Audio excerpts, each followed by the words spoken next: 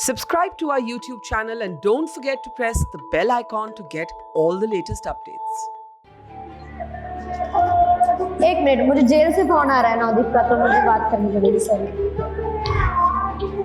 Hello.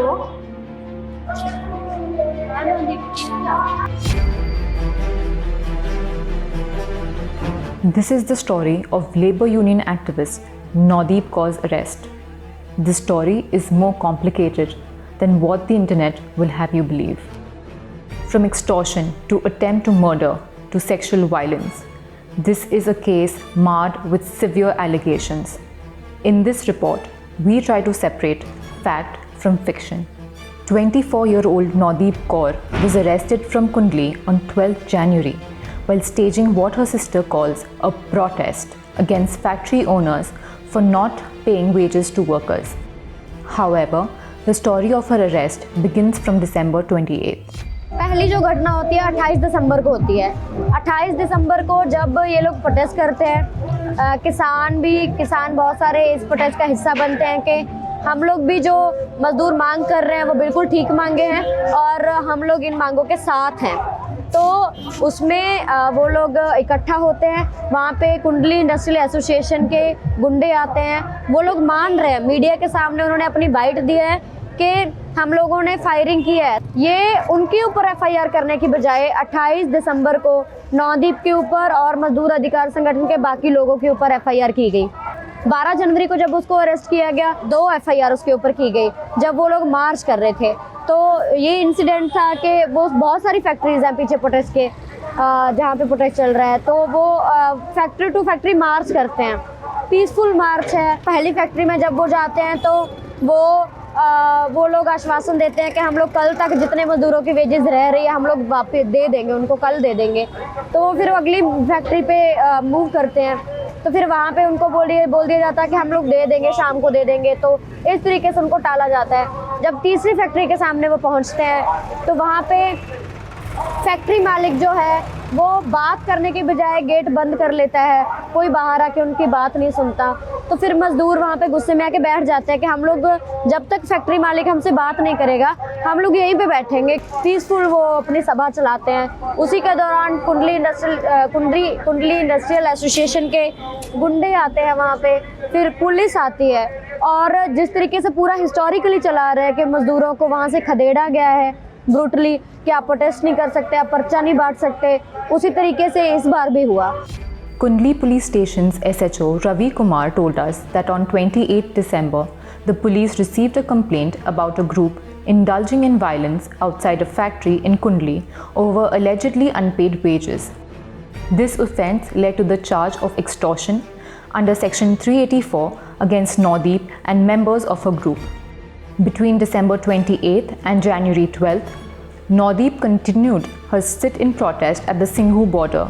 Then, on January 12th, the police received another complaint of a group causing nuisance and holding a factory hostage. SHO Ravi Kumar told us that his team went to the site to talk but were instead met with violence from Navdeep and her group. The SHO showed us marks of his injury and claimed that 7 of his fellow officers were also injured in the attack, which led to the attempt of murder charge under Section 307. देखिए, सीधी बात है, जो ये reason है जो मैं बता रही हूँ कि वो क्या क्या मांगे कर रहे थे और इंडस्ट्रीज़ को उनसे खतरा है और किसानों के साथ उनकी एकजुटता है। अभी अगर हम मानोगे कि आप प्रोटेस्ट कर रहे हैं पीसफुली, है ना, पुलिस के साथ मतलब हिस्टोरिकली जिस तरीके से मजदूरों को दबाया, उनके अंदर झड़प हुई है, पुलिस ब्रूटली दबाती आई है, उसके अंदर उनका क्लैश हुआ है।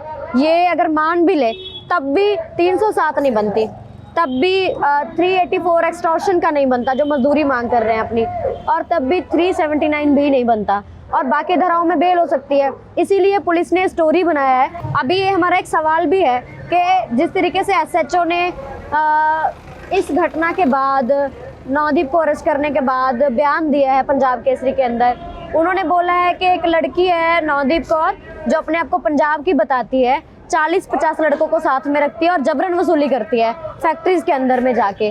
तो अगर उनको ये इंफॉर्मेशन है कि एक लड़की है जो सबसे बड़ा क्रिमिनल तो नवदीप है उनकी नज़र में, तो फिर क्यों महिला कर्मचारी क्यों नहीं गए उनको अरेस्ट करने के लिए?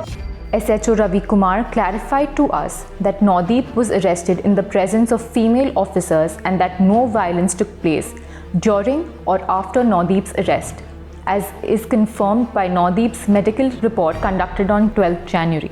उसको जब 12 जनवरी को अरेस्ट किया गया तो ऑन द स्पॉट पीटा गया है। बहुत सारे किसान वहाँ पे मौजूद थे जो इसके गवाह भी है, और उसको रास्ते में पीटा गया है। थाने के अंदर ले जाके उसको बिना किसी महिला की प्रेजेंस में पीटा गया है, पुलिस कर्मचारी द्वारा पीटा गया है, और उसकी चोटें हैं, लाठी से पीटा गया है, उसको बाल खींच खींच के पीटा गया है। उसके बाद उसने मुझे 13 जनवरी को ये भी बताया कि महिला कर्मचारियों ने अलग से आके भी पीटा है उसको, जिसकी वजह से उसको बॉडी पे चोटें हैं। लेकिन हम लोग मॉलिस्ट करने का या अब्यूज़ करने का किसी भी जगह पे ऐसा नहीं बोला है। Rajveer alleges that her sister Naudeep was beaten up constantly in jail. We reached out to the police to provide us with Naudeep's recent MLC report but are yet to receive any details. Naudeep's lawyer is also not aware of what actually happened with Naudeep while she was in custody.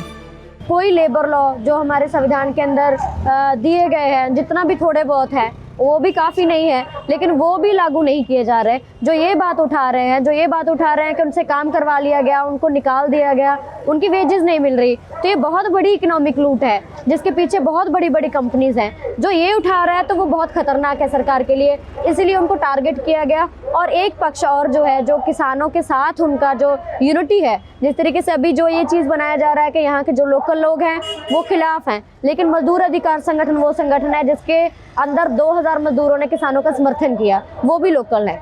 तो ये जो है, मतलब ये सरकार मजदूरों और किसानों की एकता से डरती है, इसी वजह से नौदीप को टारगेट किया गया खास करके। Naudeep Kaur's arrest has sparked a social media debate and has attracted national and international attention. Naudeep's case is now in the court. She has been denied bail twice before. For more developments on the case, stay tuned to Mojo Story.